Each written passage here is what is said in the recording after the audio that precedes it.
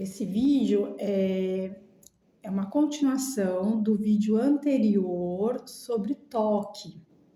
Esse vídeo não vai fazer sentido se você não assistiu o vídeo anterior. Isoladamente ele vai ficar sem sentido. Então atenção a isso, tá? No vídeo anterior eu dei alguns exemplos de toque para que ficasse mais fácil entender o que de fato é esse quadro. E eu acho que ficou faltando um exemplo, porque existem quadros de toque em que há pensamentos obsessivos e rituais compulsivos, mas a gente nota que há uma predominância do ritual compulsivo em relação ao pensamento obsessivo. Então perceba que no vídeo anterior eu dei um exemplo de toque de limpeza, né, que é o toque de contaminação, que envolve tanto o pensamento obsessivo quanto o ritual compulsivo. Dei um exemplo de toque de checagem, que também envolve tanto o pensamento obsessivo como um ritual compulsivo. Dei um outro exemplo em que a pessoa tinha só pensamento obsessivo sem ritual compulsivo. Acho que ficou faltando um exemplo em que a pessoa tem tanto o pensamento obsessivo quanto o comportamento compulsivo, mas com predomínio desse último. Vou dar um exemplo. Imagine que uma pessoa começa a pensar: hoje a minha mãe vai morrer.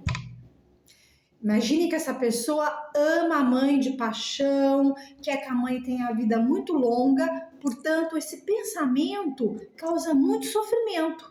Ele vem de uma maneira invasiva, é um pensamento egodistônico, a pessoa não quer que a mãe morra, né? E é um pensamento que começa a ser recorrente. Então ele ganha até um colorido supersticioso, né? Porque da onde que tá vindo esse pensamento? E aí a pessoa gera o verbo gerar não está correto aqui. Aí surge um segundo pensamento da seguinte ordem: no entanto, se eu decorar os últimos dígitos de todas as placas de carro que passarem por mim, eu consigo evitar a morte da minha mãe. Então a pessoa se sente na obrigação de fazer esse ritual compulsivo de decorar os últimos dígitos das placas do carro, nesse exemplo. E aí a pessoa começa a ter um sofrimento em virtude do caráter compulsivo desse ritual. Tem um lado da pessoa que sabe que isso não é racional. Tanto que comumente essa pessoa vai ter um certo constrangimento ao falar do sintoma, ela sabe que não é racional, mas é muito forte o pensamento, é muito angustiante.